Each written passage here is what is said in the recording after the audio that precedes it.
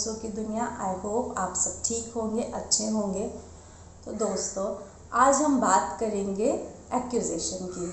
अब ये एक्यूजेशन क्या है दोस्तों? एक्यूजेशन का मतलब होता है आरोप। अब देखिए, ये दो तरीके के होते हैं, एक सच्चे आरोप और एक झूठे आरोप। ठीक है, अब हम पे अगर कोई आरोप लगा रहा है, सपोज किसी ने हम पे सच्चा आरोप लगाया, ठीक है, कि हाँ मैंने गलती की थी और सामने वाले ने मुझे बोला, तो हमें उस केस में क्या करना है, चीज़ों को एक्सेप्ट करना है कि आप पे आरोप लगा और वाकई आपकी गलती है, तो उस चीज़ को एक्सेप्ट करने से कोई छोटा नहीं हो जाता। ठीक है, अगर आप पे कोई आरोप लग रहा है और वो आरोप सच्चे हैं तो उसको आपको एक्सेप्ट करना चाहिए। ठीक है, और कोशिश करनी चाहिए कि वो चीज़ें दोबारा से रिपीट ना हो।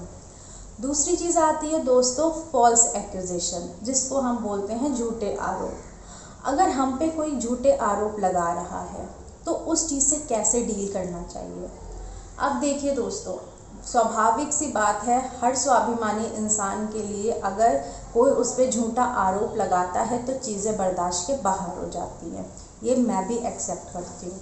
पर देखिए फ्रेंड्स, क्या होता है कि जैसे सपोज़ किसी ने आप पे आरोप लगाया, झूठा आरोप लगाया, आपने ऐसा किया भी नहीं, आप ऐसे हो भी नहीं, उसके बावजूद अगर आप पे झूठे आरोप लग रहे हैं तो हमें क्या करना चाहिए दोस्तों ऐसे केसेस में?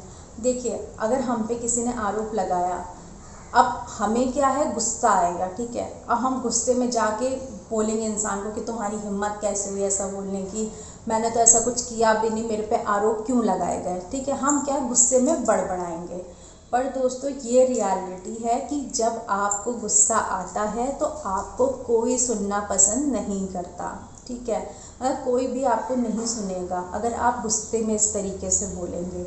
और दूसरी चीज़ ऐसे होती है दोस्तों कि अगर सामने वाला गुस्सा होता है तो अगर आप कितना भी बोलने की कोशिश करो, तो अगर सामने वाला भी गुस्सा है तो वो चीज़ें नहीं सुन सकता। ठीक है, तो फिर सबसे ज़्यादा मुश्किल हो जाता है कि झूठे आरोपों से डील कैसे किया जाए।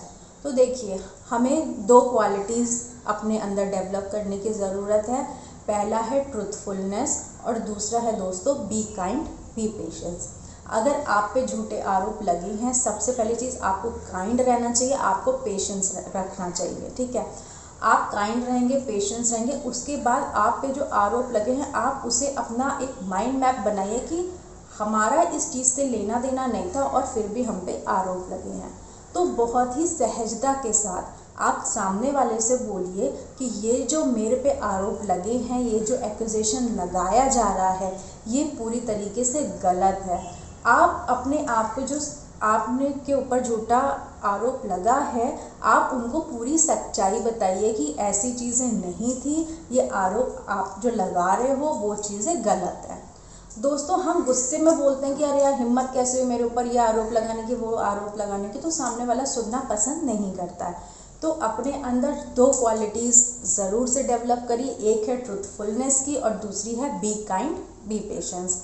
तो दोस्तों, अगर सच्चे आरोप लग रहे हैं आपके ऊपर और आपने वाकई में गलती करी है तो उसको एक्सेप्ट करने से कोई छोटा नहीं हो जाता, उसको आप एक्सेप्ट करिए, दोबारा चीज़ें रिपीट मत करिएगा।